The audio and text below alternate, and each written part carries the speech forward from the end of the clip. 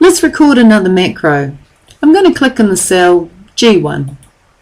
I'm going to go to my Developers tab in the ribbon and click the button Record Macro. I'd like to call this macro Today,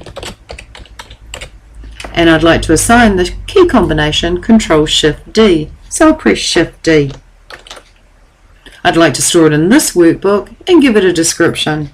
Inserts the date in long format.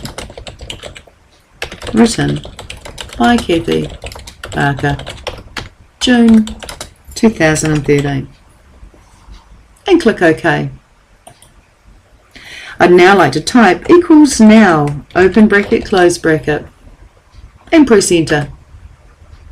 I'll go back to my date, and from the Home tab in the ribbon, and in the Numbers group, I'll hit the drop down and choose a long date.